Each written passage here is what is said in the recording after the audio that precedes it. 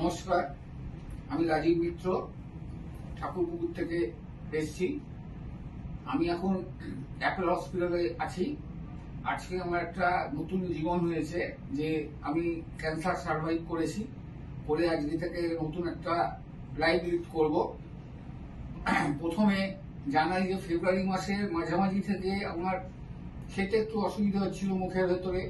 সেই হিসেব করে তো একটা দিশাহারা মতো হয়ে গেছিলাম। দাঁতের ডাক্তারের কাছে গেছিলাম, তারা বললেন যে না, আপনার মনে হচ্ছে আমরা যেটা খারাপ দিক দিচ্ছি যে আপনার ক্যান্সার। সেই সময় কি করব ভাবনা চিন্তা না করে আমরা অ্যাপোলো হসপিটালে ডক্টর অনিমেষ সাহার তত্ত্বাবধানে, ওনার আন্ডারেই আমার ট্রিটমেন্ট শুরু হয় এবং সবকিছুই ওনার তত্ত্বাবধানেই সবকিছু হয়।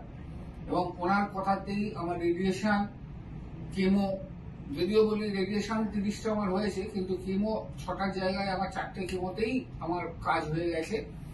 এবং ওনার কথা মতোই যা কিছু উনি বলেছেন সেগুলো সব মেনটেন করে আমার চলতে হয়েছে।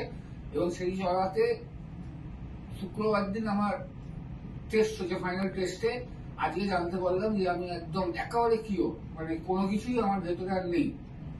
এই সার্ভাইভের জন্য আমি শুধু অ্যাপোলো হসপিটাল না, এখানকার যে ডাক্তারবাবুরা আছেন, স্যার ছাড়াও, অনিমেষ সাহা স্যার ছাড়াও আরো অনেক ডাক্তারবাবু আমাকে মানে দেখেছেন। এবার তাদের সবাইকে আমি অসংখ্য ধন্যবাদ দিয়ে তো আমি তাদের ছোট করতে পারবো না, কারণ তারাই আমাকে এবার আমি একটু কথাটা একটু বলতে আমার একটু অসুবিধা, আমার মিসেস একটু বলছে একটুখানি। আমরা সকলের কাছে কৃতজ্ঞ যে এত বড় বিপর্যয়ের পর থেকে আজকে আমরা হাসি মুখে বেরোতে পারছি। আমাদের ভীষণ আনন্দের দিন আজকে।